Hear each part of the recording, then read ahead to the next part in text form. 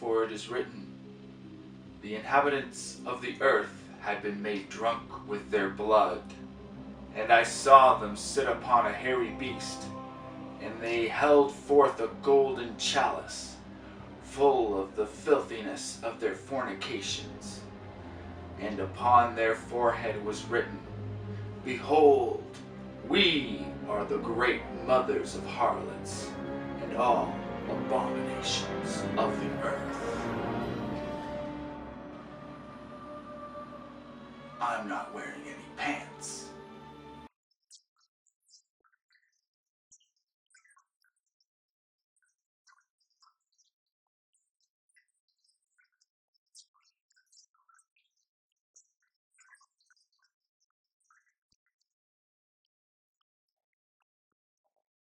Welcome back to the annual Video Game Awards. From a dark basement I'm told to call Las Vegas, because it fits the theme, with special musical guest Mean Joe Green. Hey, kid.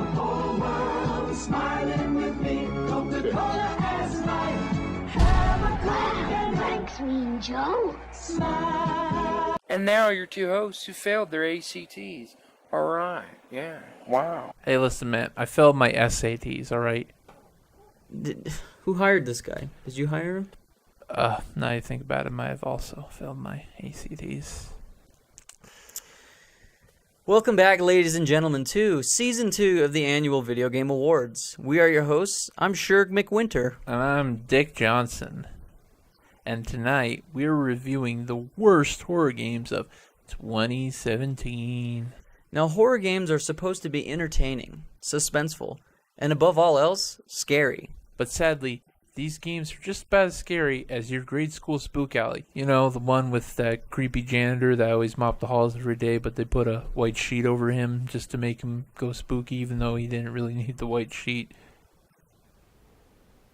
Anyways, let's get on with our victim candidates. First on our list comes a game with arguably the most cliche horror story premise, with a game taking place in a diner that just happens to be built on top of an ancient Indian burial ground.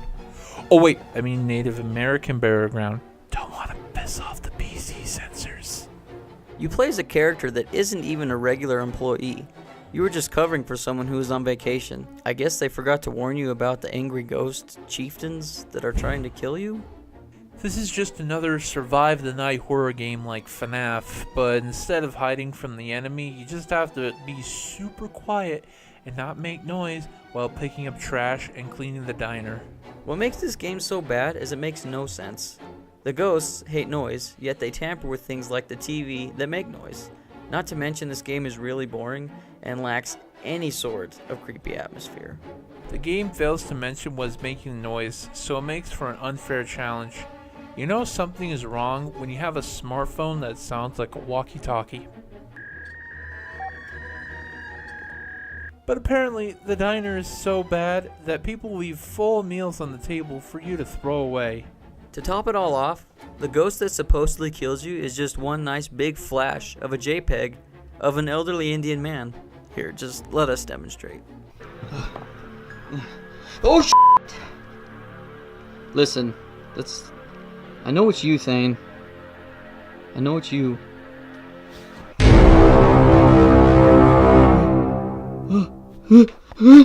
Our Yelp review of Joe's Diner gets 1 star because it didn't have curly fries. What kind of diner doesn't have curly fries? You! Next on our list is HJ Sacrifice, created by Dab Entertainment. And yes, that is seriously what the game studio is called. HJ stands for hand job. One of the scariest things about this game is definitely the poor translation. Basically, you're in a prison trying to escape while running from a monster. Don't get caught. No, seriously, do not get caught by this thing unless you want to get bent over by a gargoyle and have his royal stone sausage shoved up your back door. He raped you. What would really help you against this gargoyle who wants to make you his bitch is Sprint. And no, we are not talking about the cell phone service. Yeah, there is no Sprint feature. It's like the game creators wanted to see you get bent over. Again, and again, and again. Seriously, no Sprint? I'd rather take Verizon at this point. Despite the bad translation, you'd think that the monster would be the scariest part, but no. He's actually dumber than a bag of dicks. The level design looks the same no matter where you go, so you can't really tell if you're ever making any progress. The only good thing about this game is it's only $1. But hey, that title is comedy gold, am I right? Hey honey, you want HJ?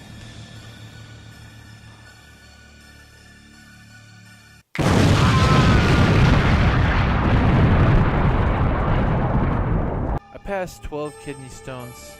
Still doesn't hurt as bad as this game.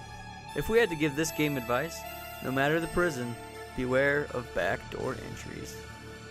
Next on our list is, oh boy, another Slender clone in 2018. Yay! Seeking Evil, the Wendigo. You first start off in a weird room holding a lighter and some sort of ankh in front of some messed up dead bodies. Then you leave and it gets dark in no less than 15 seconds. And then starts the beginning of the biggest build-up, only have it crushed by the biggest letdown. Seriously, the audio visuals are not bad. The game just isn't scary.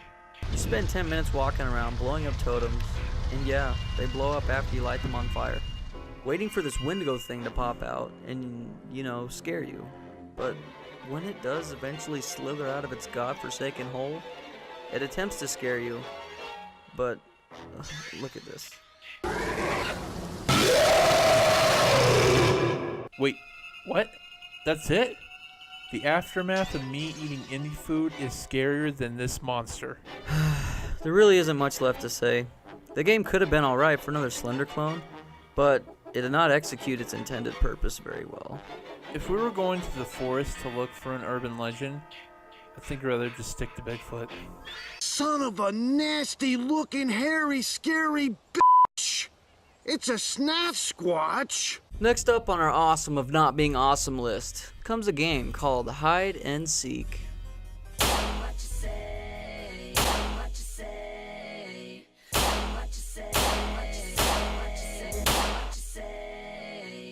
This game is a multiplayer game only, but the servers are more dry than my ex-wife's fruitcake that she brings to the Christmas parties every year. Yeah, we'll go with that. She's a You can't even play this game. You need 2 to 8 players. The only problem is no one else even owns this game, let alone plays it. Of course, you can still wander and look around through the maps in some kind of ghost mode, but you quickly realize that these games' graphics look horrific. Bad. Not to mention that there are invisible walls everywhere. Oh look, a spooky, scary skeleton. The best part about this game is probably the music. There are bits of the song that are inspiring and make me want to go out and develop social skills and not play games.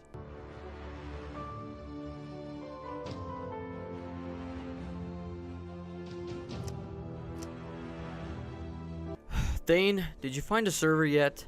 Nope. Hey look, a gnome on top of a shrine that looks like it's from a JRPG. Oh, another one. Scratch that, the gnomes are the best part of this game. Nope, no, wait. There is a giant golden turd. That's hands down the best part of the game. And a good representation of what this game actually is. There's just poop everywhere. By the way, we did look up gameplay footage. Not fun. If we had to sum this game up, it would be flaming poop on a grill. And last, and maybe certainly least, we have Mortem. Apparently this house is your house. You come home one day, no one is there, and your house is now suddenly haunted? Talk about a rough day. Mortem wants to play with you, and her favorite game is hide and seek. Oh, and she brought friends. Who will survive? Well, not me. I couldn't care less. And if you don't mind...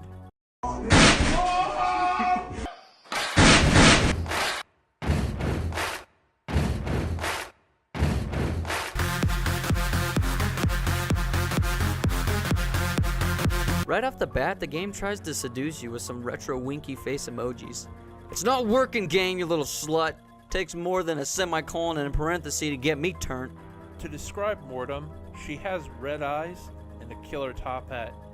And to mention, she's a world-class track athlete? Unfortunately, just like Mortem, this game is about as scary as a high school film project about the Slender Man.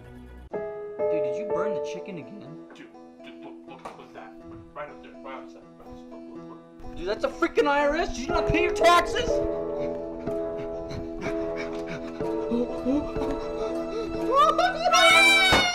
If we had to choose between Mortem and Windows ME, we would just download Linux. And the winner for worst horror game of 2017 is The JPEG Indian Guy. And to you, the audience, thank you for not cursing us. Endless diarrhea is not fun. And neither is a taint that leads to another dimension. I really don't know what's been crawling out of there lately, but it's been eating all my food. Dude, I thought you went to get that checked out.